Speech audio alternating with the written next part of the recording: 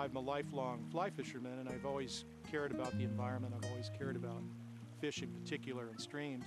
In 2001, I retired from my high-tech job. I got together with some people from the Sierra Club and decided to start the Watershed Council.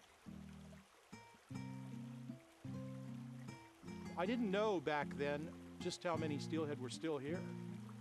I had heard a variety of different numbers, as low as 10 adults coming up a year.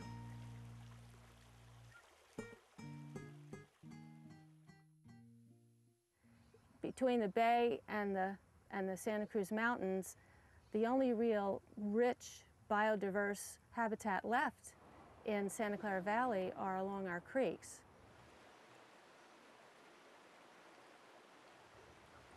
They were used and abused for decades, and although some of the changes can't be reversed, there is still a lot that we can do to improve the situation.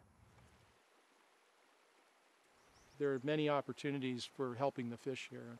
We have a wonderful program we call the Streamkeeper program, where we engage citizens who just like to visit the stream, and they adopt a small portion of the stream. Well, at first I said, oh, I'm too busy. But then the sort of the built-in excuse to go walk along the creek and do a lot of birding, that was attractive to me. I walk along the creek once per month, and I keep an eye on the creek itself and its flow and its clarity and any changes in the creek. But also I keep a little notebook here and I jot down what's blooming, what's in seed. I also keep a bird list and any other wildlife that I happen to see while I'm here. I take a lot of pictures. I take anything that looks different or new or strange, but I also try to take some of the same pictures each time so that you can, over the years, you could perhaps notice some trends or some changes. The Watershed Council began to monitor the stream in 2003.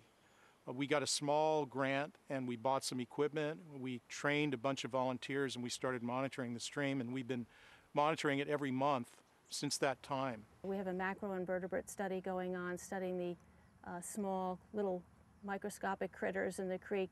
And we're also doing water testing to see how healthy the creek habitat is that way as well. We have been mapping invasive plants in the watershed. We have a fairly comprehensive database using GIS technology of where the weeds are, and volunteers did all that work for us. There's a lot of Cape ivy, there's a lot of Algerian ivy, there's a lot of vinca and Himalayan blackberry.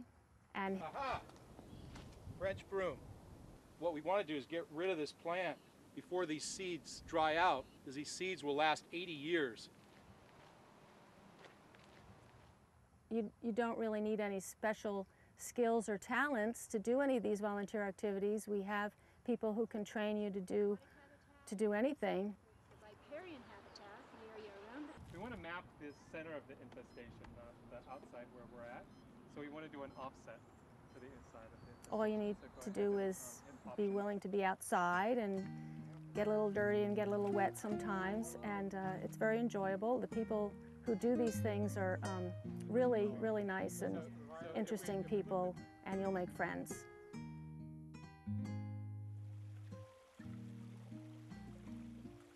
One of my main goals has always been to get that marvelous fish back into the stream where it belongs. This is the nearest thing to my heart, to see the steelhead make it home.